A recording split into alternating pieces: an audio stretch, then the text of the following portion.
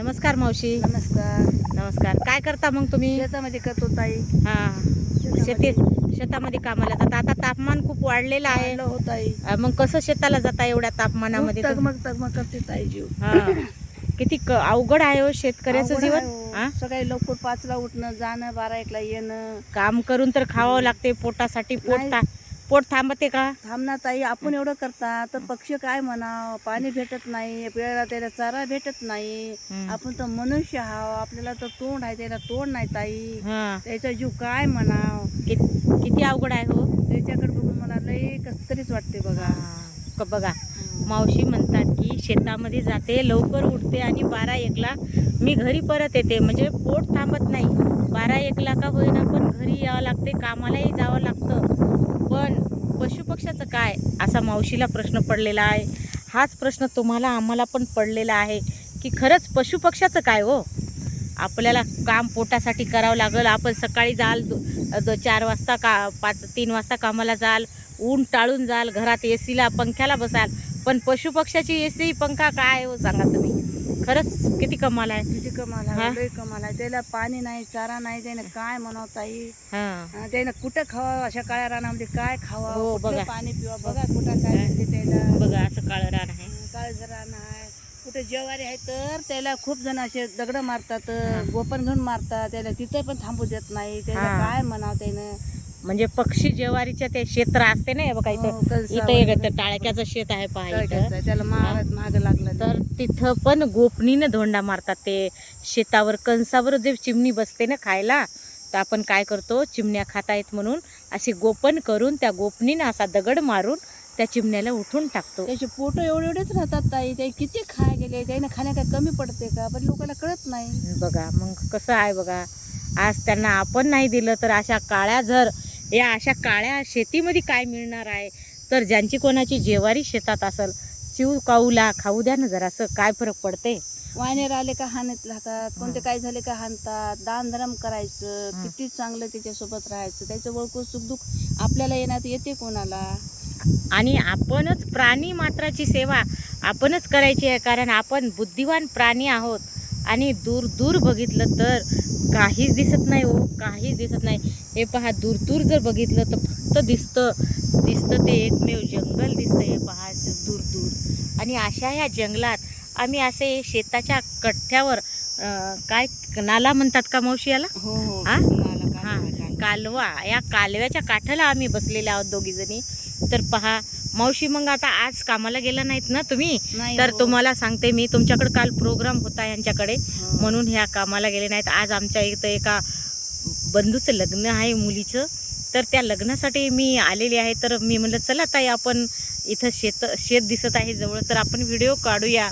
आणि त्या ताई मावशी पण माझ्यासोबत आलेल्या आहेत. खरंच मावशी, तुम्हाला भेटून मला आनंद झाला आणि तुमचं मनोगत पण ऐकून आनंद झाला. मग उद्यापासून तुम्ही शेतात कामाला जाणार का? हो ताई, जाणार. हो, गेल्या वेळी तर पोट भरणारच नाही ताई, आपल्याला करावंच लागते ना. बरोबर आहे. कष्टाशिवाय माणसाला पर्याय नाही आणि कष्ट हे करावंच लागेल. आपल्याला काही शेत नाही ताई, घर नाही, काय नाही, कष्ट करावं. बरोबर आहे. शेतीत काम करावं लागतं मावशी. आणि शेतीत काम केल्यावर आपल्याला सुखाची झोप लागते. लेकरं बाळ म्हणतात, देवानं आम्हाला काय शेत दिलं नाही, घर दिलं नाही, किती दिवस मरमर करावं. मी म्हणतो करावंच लागते, देईल तेव्हा देईल. हो ना, बरोबर आहे. सगळ्याला सारखं जर देवानं ठेवलं असतं तर काय, कोणाला दिले ते एवढं दिलेलं आहे की त्यांच्याकडे ठेवायला जागा नाही. आणि कोणाला एवढं कमी दिलेलं आहे की त्यांना काबाड कष्ट करावं लागतं. दिलं तर खाता येत नाही, त्याला तर काही. आता तुम्हाला एक चित्र दाखवते पहा. हे बघा, इथं महिला शेतामध्ये काय करत आहेत मावशी? का हळद. बघा किती ऊन तापलेलं आहे. आणि त्या माऊल्या उन्हामध्ये, हे बघा तुम्हाला दिसत असेल, हळद वेचत आहेत. हो, हळद उन्हामध्ये का कष्ट करत आहे. कारण गरिबाला कष्ट केल्याशिवाय पर्यायच उरलेला नाही आणि आपल्या पोटासाठी यांना कष्ट करावंच लागतात. तर उद्यापासून तुम्ही मग जाणार का शेताला? जाणार हो ताई, असं थाळी देता जा लागते ताई उन्हामध्ये. बरं, आता कितीला जाता आणि कितीला येतात? आम्ही सकाळी जाते बघा 7ला 7:30ला जाता, 1ला घरला येतात ताई. मग? 250 रुपये मंजुरी आहे ताई. किती जण खावं तेवढ्यामध्ये बघा म्हणजे आता. बघा बघा. एवढ्या आणि उन्हात नंतर जायचं नाही ना दिवसभर मग? नाही, आता पुन्हा दुपारची मंजुरी देतात ताई 100 रुपये. त्याच्यात पुन्हा जावं लागते उंटाळून. म्हणजे सकाळची मंजुरी वेगळी असते आणि हो. दुपारची वेगळी असते पुन्हा का? उंटाळून एक राहते 100 रुपये देतात. बरं बरं. काही नाही मावशी, पोटासाठी करावंच लागते. करा, पण का डोक्याला व्यवस्थित बांधून पाणी पोटामध्ये जास्त ठेवा, पाणी जास्त पित राहा. आणि जरा काही जर वाटत असेल ना तर डॉक्टराचा सल्ला घ्या, डॉक्टराला दाखवत राहा. कारण पर्याय नाही हो, गरिबी ही खूप वाईट गोष्ट आहे. आणि गरिबा आणि जेवण नाही होत ताई. सकाळचं एक कप चहा पिली, पाणी पिले आपण आणि बा- सगळं जेवण एवढं बसल्या हा. उन्हामध्ये ताई बघा ना. नाही नाही, काय नाही. स्वतःची काळजी घ्या, तब्येतीची काळजी घ्या. वय झालेलं आहे आणि डॉक्टराचा सल्ला घेऊन जगायचं.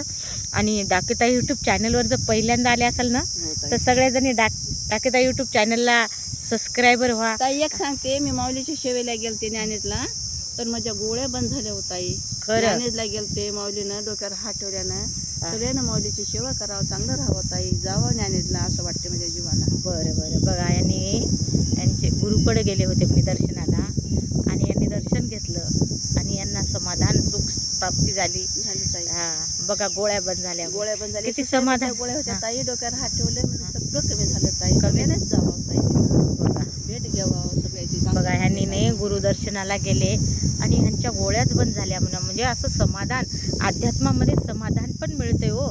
समाधान पण घेतलं पाहिजे. आणि अशी थंड हवा सुटलेली आहे. ऊन पण तापले, पण थंड हवासुद्धा खुल्या वातावरणात हे झालेली आहे. चला तर मग स्वतःची काळजी घ्या आणि इतरांची पण काळजी घ्या.